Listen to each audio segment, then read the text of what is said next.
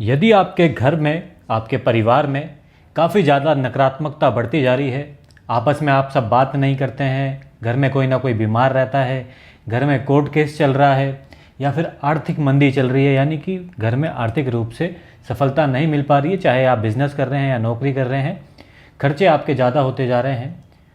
और सबसे बड़ी बात, जैसे कि मैंने बताया कि घर में कोई ना कोई बीमार रहता है, यानी कि कोई व्यक्ति है ऐसा है, ठीक हुआ, उसके बाद दूसरा सदस्य बीमार पड़ जाता है, उसके बाद तीसरा सदस्य घर का बीमार पड़ जाता है। तो समझ जाइए कि ये लक्षण है, आपके घर में नकारात्मकता आ चुकी है। अब नकारात्मकता को दूर करने के लिए वैसे तो विभिन्न उपाय हैं, मगर आज हम आपको बहुत ही कारगर उपाय बताने वाले हैं। छिन्नमस्ता गायत्री मंत्र हम आपको बताएंगे। मंत्र है ओम वैरोचिन्य विद्महे छिन्नमस्ताय धीमहि तन्नो देवी प्रचोदयात्। ये तो मंत्र हो गया, और साथ में आपको ये यंत्र बनाना है और कागज़ की दूसरी तरफ आपको मंत्र लिख देना है, और आपको रुद्राक्ष की माला लेनी है।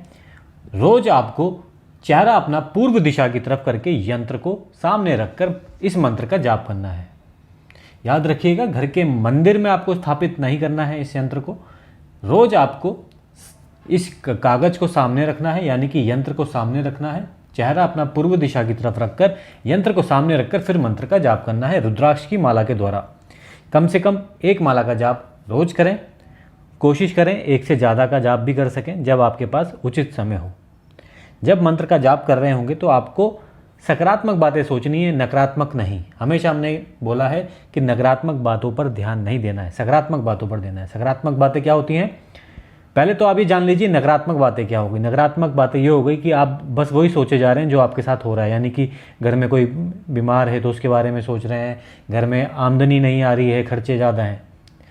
इन बातों को नहीं सोचना है। इसमें जो आप परिणाम चाहते हैं उसके बारे में सोचना है, यानी कि आप चाहते हैं कि आपकी आमदनी बढ़े, सब घर में खुशहाल रहें, ठीक रहें, स्वस्थ रहें, तो इसके बारे में सोचते हुए मंत्र का जाप करना है। रोज आप करेंगे इस उपाय को। शाम के 4 बजे से पहले किसी भी समय मंत्र का जाप कर लें। घर का कोई भी सदस्य इस उपाय को कर सकता है। एक ने उपाय को शुरू कर दिया है तो जरूरी नहीं है वही व्यक्ति अगले दिन करे, घर में कोई भी सदस्य इस उपाय को कर सकता है। एक नियम बना लें कि कम से कम एक माला तो रोज जपनी है इस उपाय को, और जैसा हमने बताया ध्यान अच्छा लगाना है उपाय को करते हुए। तो आप देखेंगे धीरे धीरे ही सही इसमें काफ़ी ज़्यादा लाभ मिलना शुरू हो जाएगा। जब इस उपाय को आप कर रहे होंगे तो इस बात का ध्यान रखना है कि किसी भी रंग के कपड़े के अंदर, साफ सुथरे कपड़े के अंदर इस यंत्र को आपको रख देना है, ताकि कागज़ भी अगले दिन आप इस्तेमाल कर सकें, कागज़ कहीं से फटे नहीं। इस प्रकार आप उपाय करेंगे। और यंत्र को बनाने के लिए क्या करना है, आपको हल्का सा कुमकुम ले लें और उसको गीला करके, जैसे इस प्रकार इसमें दिख रहा है, हल्का सा गीला करके अपनी तर्जनी उंगली से इस यंत्र को बना दीजिएगा। फिर आप देखेंगे इसमें आपको अद्भुत लाभ मिलने शुरू हो जाएंगे धीरे धीरे। और एक और बात, यदि व्यक्ति अपने ग्रह नक्षत्रों के अनुसार उपाय करता है तो उसको जल्दी भी लाभ मिलता है।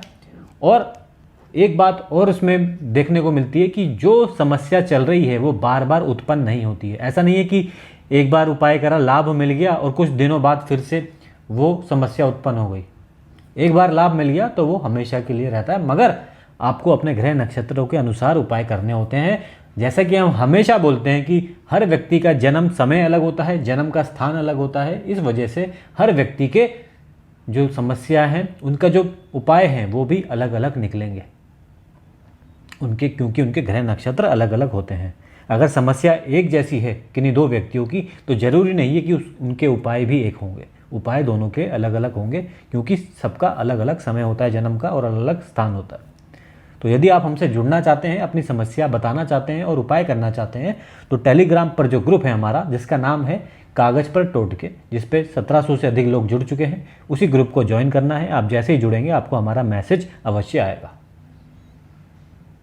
और एक और बात बता दें कि जब ये उपाय आप कर लेंगे, यानी कि मान लीजिए जो आपकी समस्या थी अब आपको लग रहा है कि वो बिल्कुल ही हट गई है, बिल्कुल इसमें लाभ मिल गया है, उसके बाद इस यंत्र को कपड़े समेत घर के आसपास किसी भी पेड़ के नीचे रखकर आ जाइए और हाथ जोड़कर सम्मानपूर्वक वहाँ से वापस आ जाइए घर की तरफ। बस इतना सा आपको करना है। यहाँ तक वीडियो देखा अगर आपने तो उसके लिए बहुत बहुत धन्यवाद।